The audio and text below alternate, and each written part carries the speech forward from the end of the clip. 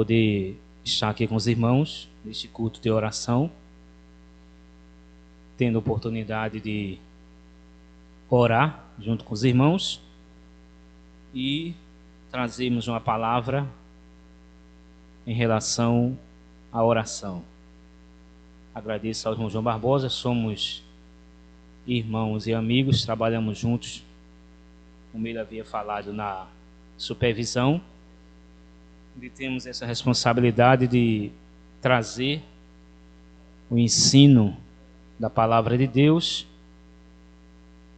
Estamos já acostumados a lidar com isso, e hoje nós vamos falar um pouco da relação entre Jesus e a oração. Falar de Jesus, com muita humildade eu falo disso, não é difícil. É um personagem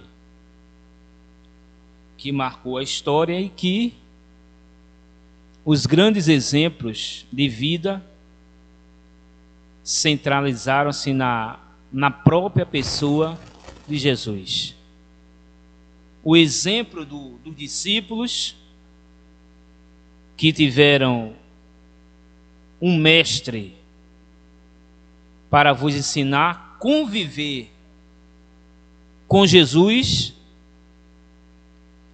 e aprender de Jesus os bons costumes, princípios, prática da moralidade e da espiritualidade. Aí me faz lembrar que imaginemos o privilégio que tiveram os discípulos em conviver diariamente com Jesus. Ou seja, aprender não só na teoria, como Jesus ensinava, mas na prática. Então Pedro, Tiago, João, André, todos eles tiveram o privilégio de conviver diariamente com Jesus. Não era um privilégio? Conviver, estar ali. Quem é que não gosta de estar próximo, ou estar perto, ou ter convivência com pessoas boas? E Jesus, na sua forma como homem, ele foi um espelho para o discípulo.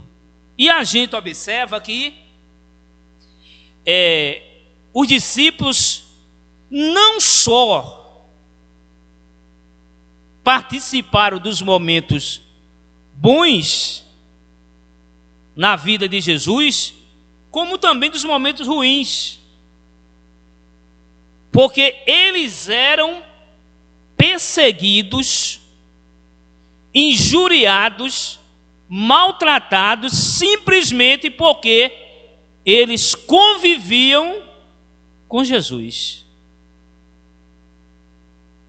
Observamos que quando a gente fala de Jesus, o exemplo dele, da personalidade dele em relação aos seus algozes, como também aos discípulos, não era uma vida fácil, nem para Jesus e nem para os discípulos. Porque hoje, qual é a notoriedade ou como enxergamos o Evangelho? Nós hoje enxergamos um Evangelho sem sofrimento. Nós hoje enxergamos o Evangelho como uma vida de regalias, uma vida de fartura, etc. Na época de Jesus, o Evangelho era de sofrimento. Por exemplo,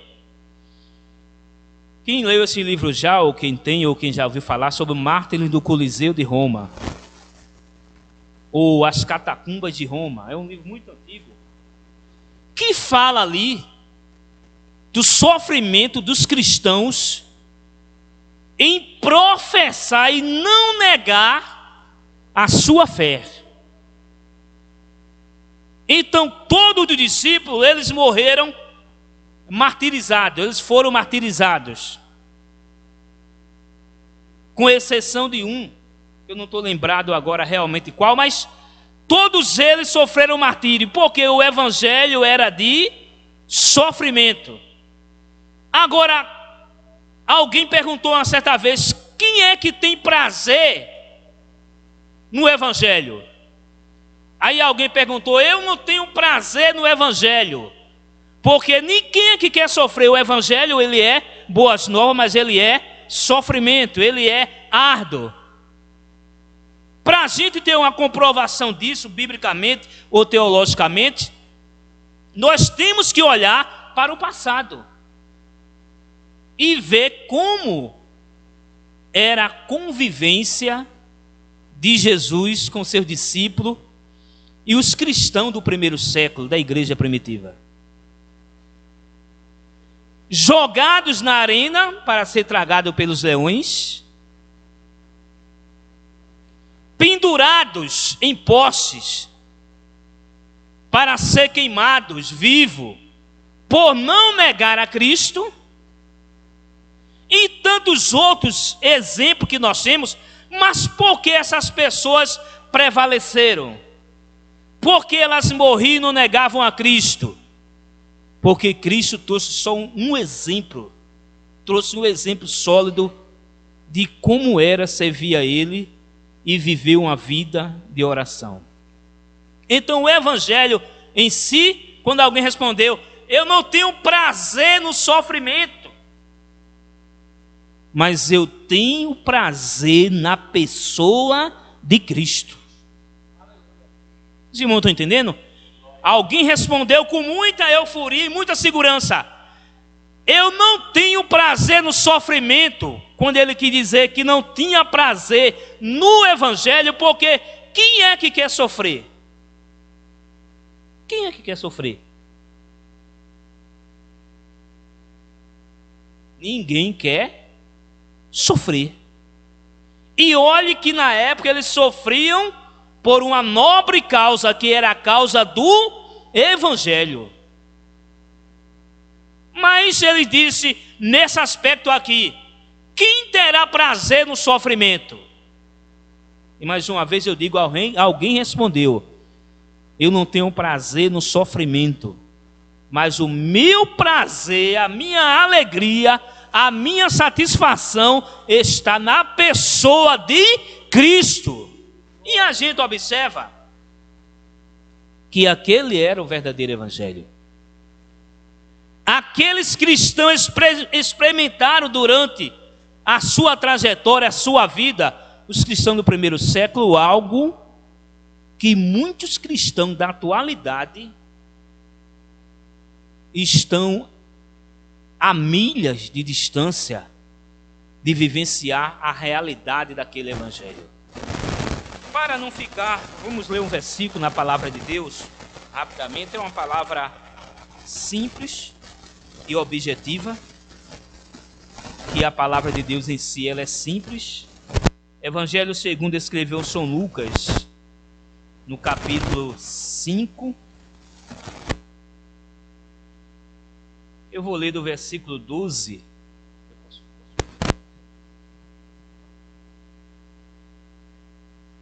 Evangelho segundo escreveu São Lucas, capítulo 5, versículos do 12 ao 16, que diz: E aconteceu que, quando estava em uma daquelas cidades, eis que um homem cheio de lepra, vendo a Jesus, prostou-se sobre o seu rosto e rogou-lhe, dizendo: Senhor, se quiseres, bem podes limpar-me.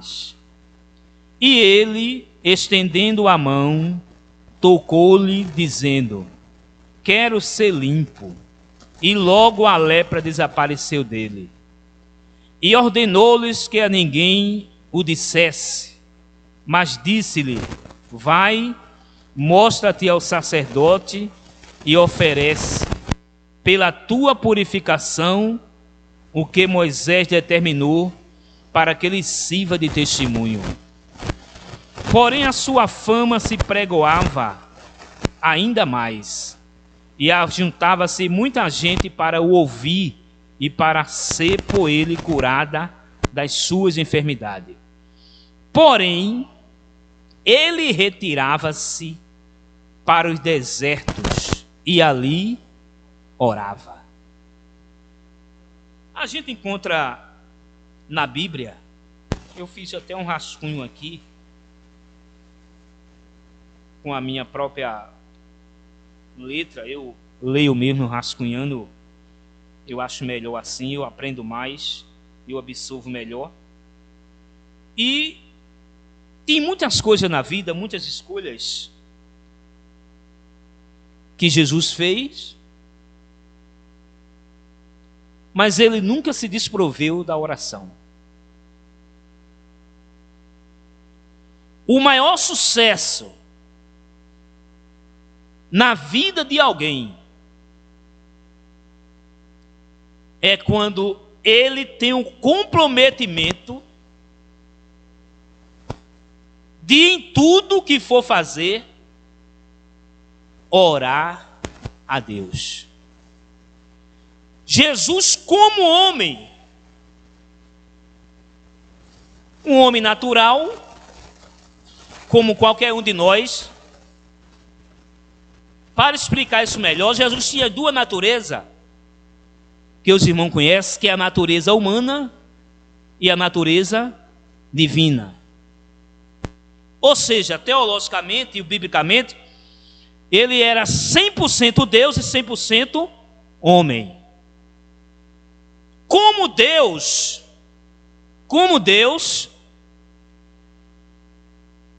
ele era isento de muitas coisas pela sua soberanidade. Mas como homem, Jesus precisava viver uma vida de constante oração. Aí eu citei aqui, posso citar alguns exemplos que Jesus era um homem de oração e todas as escolhas, tudo aquilo que ele fez foi por intermédio da oração. Um dos exemplos que eu coloquei aqui, em Lucas capítulo 6, versículo 12, foi exatamente na escolha do discípulo. Jesus passou a noite orando.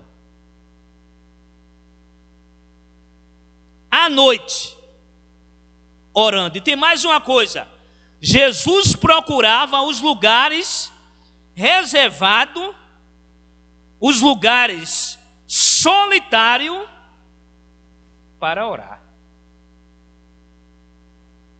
E não era 1, 2 horas, 3 horas não. Era a noite inteira orando.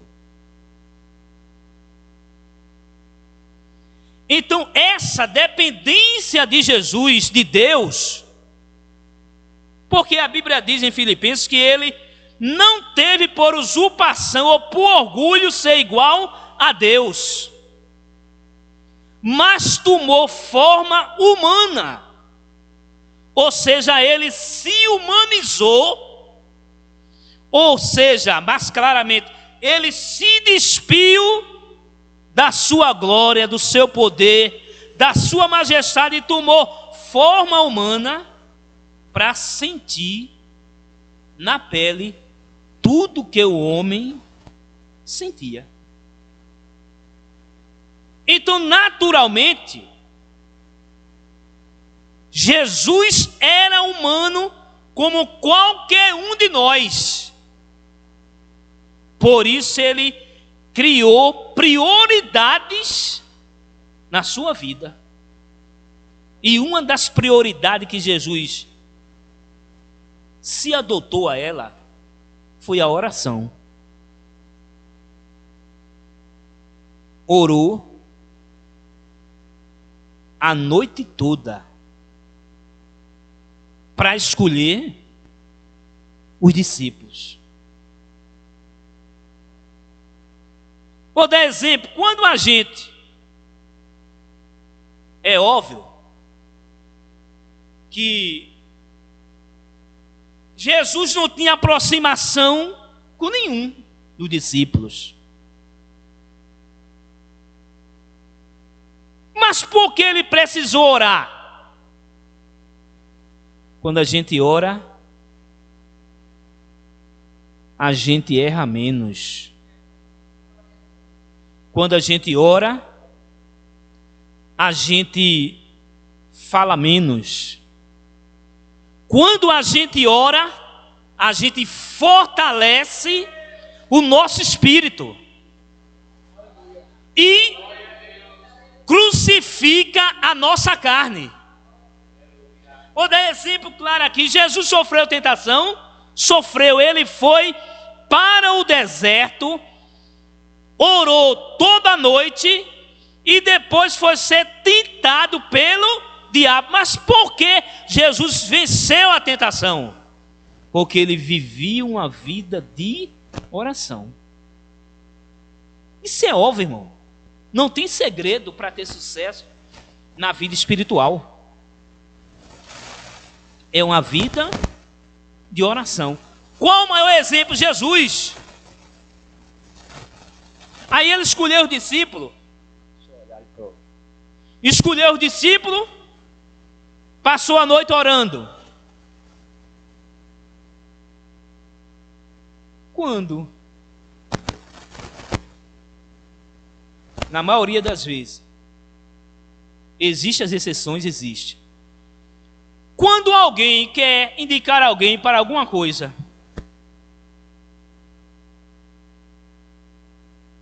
na maioria das vezes é feita pela proximidade, pela intimidade. Não é isso?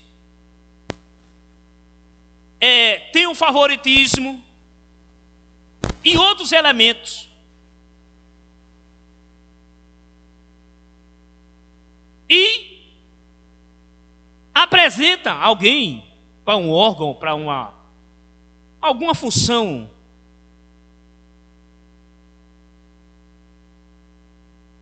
Sem antes orar a Deus. Se Jesus, que é Jesus, ele passou a noite orando, escolhendo o discípulo para escolher no dia seguinte, por que nós, que não somos nada inferiormente, pois cinza, por que nós usamos a emoção e não a razão? Aí depois as coisas saem fora do controle. Isso em todos os aspectos e em todas as escolhas. Então, devemos pautar a nossa vida por intermédio da oração. O exemplo maior de oração foi Jesus. Outra coisa, alguém perguntou também se orar era bom ou ruim. Para os irmãos, pode ficar à vontade, eu gosto mesmo de perguntar mesmo. É uma forma de aprendizagem. Orar é bom ou ruim? Difícil eu sei que é. Eu quero saber se é ruim ou é bom. Orar é bom ou é ruim? É bom ou é ruim? É bom. Orar é falar com quem? Tudo bem. Quando é que a oração se torna um fardo? Essa foi mais difícil, foi? Quando é que a oração se torna um fardo?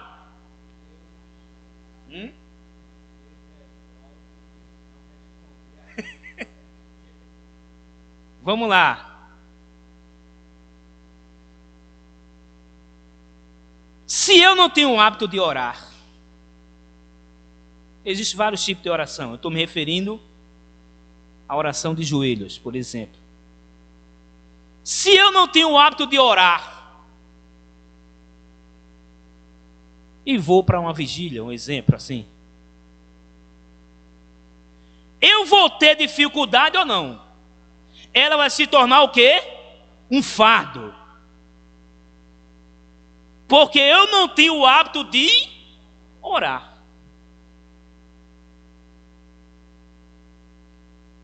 Mas se eu tenho o hábito de orar, a oração é prazerosa ou não? Porque a oração é falar com Deus. E falar com Deus é muito bom, irmãos. Então a oração, ela tem esse aspecto de eu me relacionar com Deus e falar com Deus da maneira que eu quero. Isso é oração. Uma certa vez, alguns teólogos, e isso foi pauta em assunto de sala de teologia, classe teologia, que Moisés, uma certa vez, o povo de Israel pecou, e Deus disse assim: olha, eu não vou perdoar o povo. O povo pecou, eu não vou mais perdoar esse povo. Aí Moisés foi orar e disse assim: olha, é o seguinte, ou tu perdoa o povo, ou risca o meu nome do livro da vida. E alguns teólogos disseram assim: mas por que Moisés chamou Deus de tu? Falta de respeito, falta de... Vejamos bem, Moisés tinha intimidade com Deus.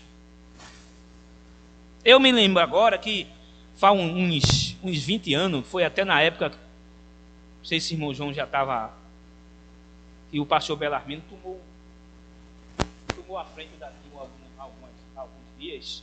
E nesse dia era no templo matriz ali, um templo, uns anos atrás. Eu era nesse templo novo aí. Aí eu fui lá, a secretaria ficava atrás, aí eu fui lá procurar ele. Aí eu disse assim: Belarmino está aí? Aí eu não vou usar o nome questão de ética, alguém disse assim: Belarmino não, pastor Belarmino.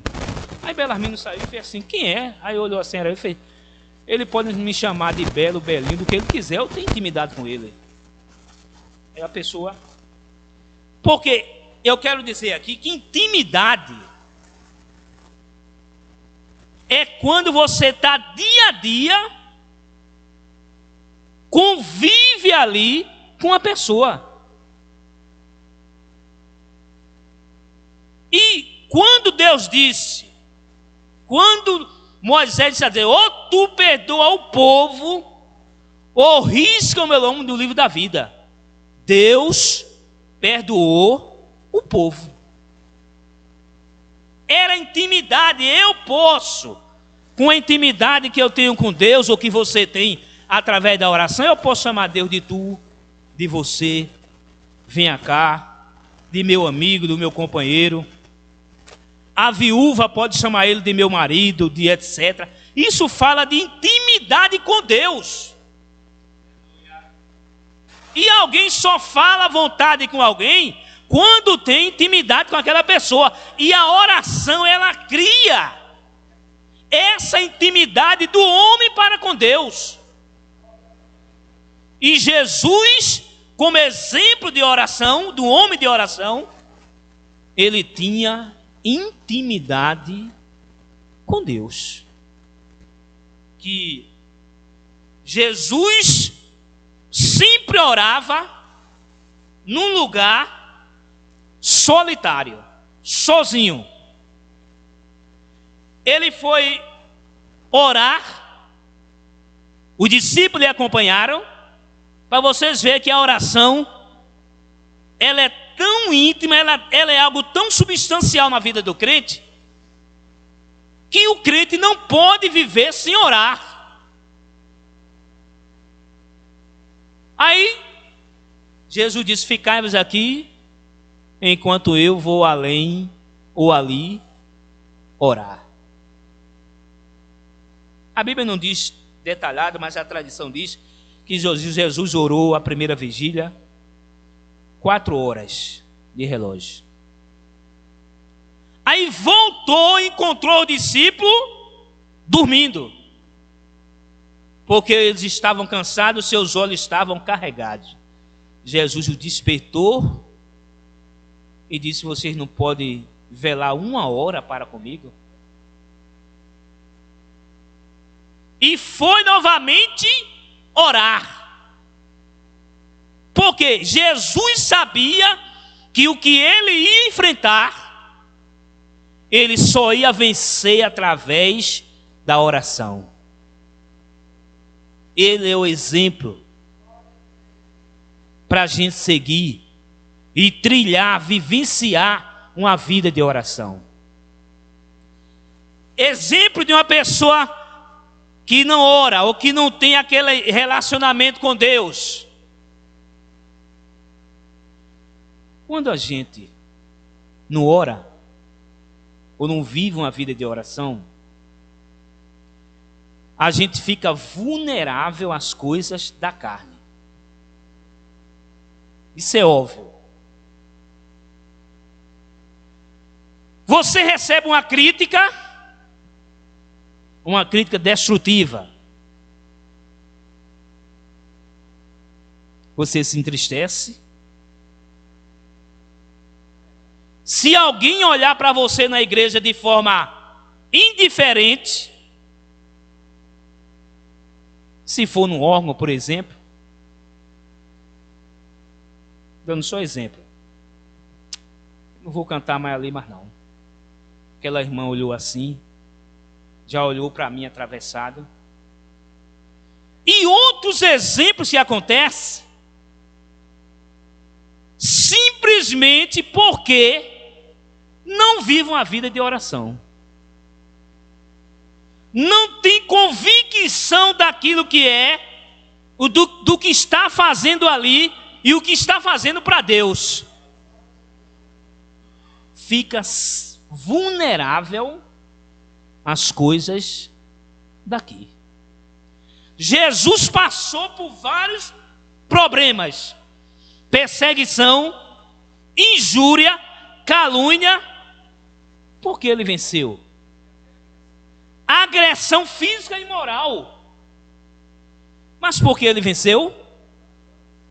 Estava vivendo uma vida de oração.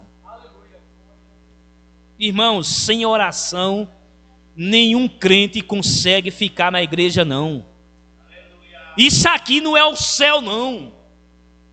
Isso aqui é a igreja. Ela é feita de pessoas com pensamento diferente, com prática diferente, etc, etc. Tem pessoas que muitos dias estão mal-humoradas, tem pessoas que estão, e etc, vários exemplos na vida, e que isso, querendo ou não, isso vem para dentro do seio da igreja.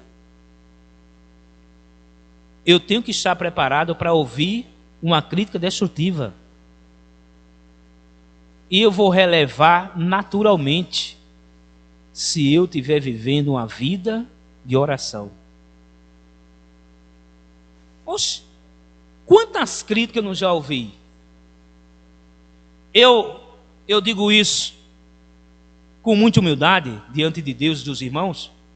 Faz 42 anos que eu sirvo a Cristo nessa igreja.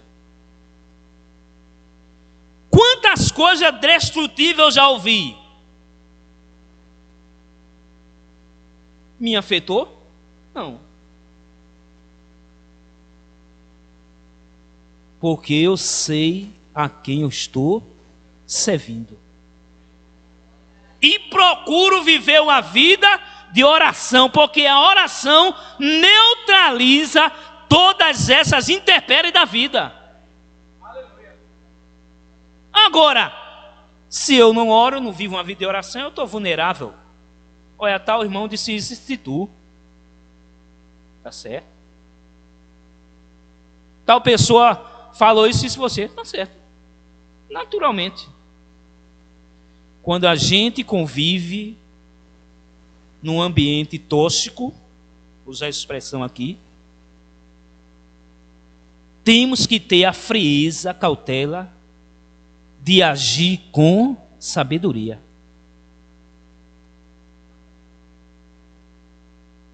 que é um ambiente tosco, paralelo à igreja, ou fora das quatro paredes. Temos que saber ou ter estrutura para absorver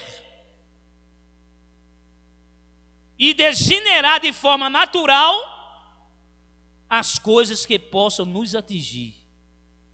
Agora, para isso, é por demais necessário, ninguém se engane, é necessário estar vivendo uma vida de oração. E Jesus, sendo Deus, ele foi o maior exemplo. Ele suportou tudo, simplesmente porque ele tinha um comprometimento com a oração. E quando o crente ora, ele é forte, irmão. Ele tem firmeza. E essa oração, ela tá atrelada ao conhecimento da palavra, a firmeza na fé, e nada abala. Quantas pessoas já vi sair dessa igreja para ir para outras? Estou dando um exemplo, é uma questão pessoal de cada um. Mas isso mostra a vulnerabilidade da pessoa e não saber o que quer e onde o que está fazendo ali. E quantas pessoas já se desviaram? Eu encontrei há uns 15 dias atrás, alguém disse assim, mas eu saí. Eu disse, por que tu saísse da igreja, homem?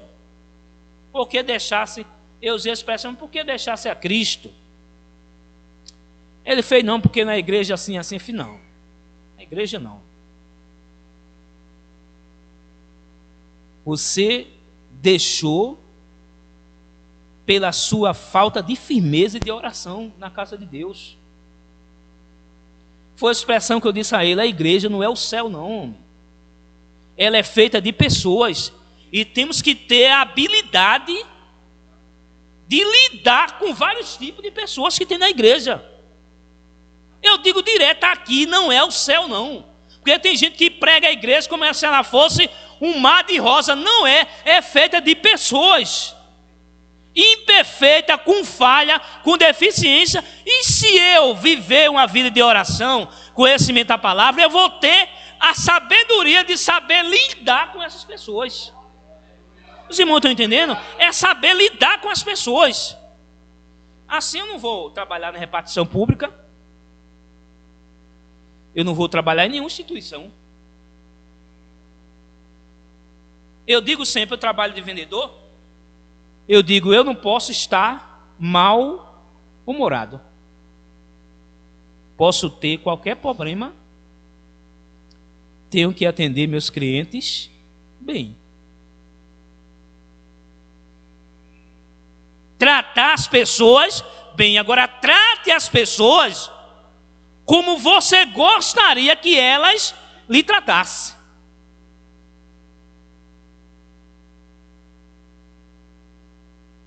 Amém, irmãos?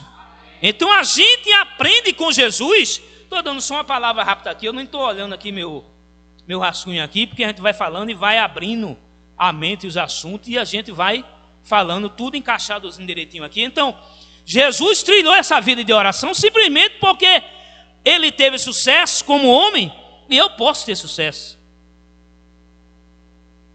se eu trilhar o mesmo caminho que Jesus trilhou. Ele tinha conhecimento da palavra, ele vivia uma vida de oração, e ele sabia conviver com vários tipos de pessoas. Por exemplo, uma autoridade como Pilatos.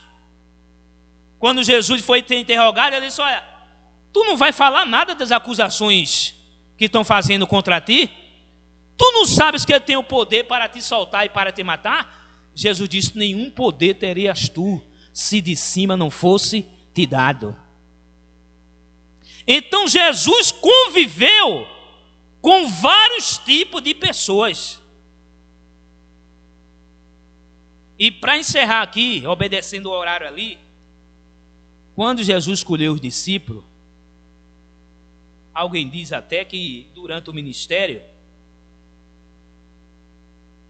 Já ouvi vários pregadores dizer, mas que a Bíblia contradiz isso, que Jesus tinha um xodozinho, uma aproximação com Pedro e João. Não era. Jesus tratou todos de igual modo. É óbvio que João e Pedro eram aqueles que queriam. Jesus, se tu dissesse isso, diz aí mais uma vez, ou se aproximava de Jesus. Era mais próximo. Mas Jesus, de forma nenhuma, favoreceu a Pedro e a João. Ele escolheu os 12. Como é lidar com 12 pessoas com 4 tipos de temperamento diferentes? Por exemplo, quando Judas... Quem escolheu Judas? Quem foi que escolheu Judas? Judas Iscariote? Foi o próprio Jesus. E quando Judas foi trair Jesus, Jesus tratou ele com indiferença? Não. Pelo contrário, Jesus chamou ele de amigo e deu um beijo. Amigo, a que vieste? Tratou com indiferença? Não. Porque tem pessoas que dizem assim, olha, aquela pessoa é falso comigo, eu vou ser falso com ela também. Trate naturalmente. Quantas pessoas eu sei que não sou melhor do que ninguém não, Deus me livre disso. Quantas pessoas eu sei que faz crítica destrutiva em relação a mim, e quando vem me saudar, estendo a mão, eu falo, naturalmente. Eu tenho que ter essa habilidade de saber lidar com a indiferença das pessoas. É fácil, irmão? Não. Mas Jesus soube lidar. E Ele é o exemplo. E eu tenho que seguir o exemplo dele. Então viva uma vida de oração. Siga o exemplo de Jesus. E tudo que você quiser e precisar, fale com Ele através da oração. Um exemplo aqui, para terminar. Uma certa vez, que a oração, ela é combustível da alma. E outros nomes que se dá. Aí, a Bíblia diz que tudo que pedires ao Pai em meu nome, e sem oração, isso será feito ou concedido. Se pedires alguma coisa ao Pai em meu nome, isso vos será concedido. Traduzindo esse texto do português para o grego, na língua grega ela diz assim: se pedires alguma coisa ao Pai em oração, em meu nome, se eu não tiver, eu criarei. No grego diz assim: se pedires alguma coisa ao Pai em meu nome, se eu não tiver, eu vou criar que você está pedindo e vou lhe dar. O exemplo que ele deu foi um exemplo da Bíblia. Moisés estava diante do grande mar vermelho. Não foi isso? Nos lados estavam as montanhas, atrás vinha Faraó. Moisés fez o quê? Orou a Deus. Deus fez o quê? Criou um caminho no meio do mar, e Israel passou a pés enxutos. Existe caminho no meio do mar para se passar a pés enxutos? Não, mas Moisés orou, pediu algo a Deus que não existia, e Deus criou. Então, se você estiver pedindo a Deus em oração algo que não existe, Ele vai criar e vai lhe dar aquilo que você está precisando. Amém? Que Deus abençoe a todos, em nome de Jesus.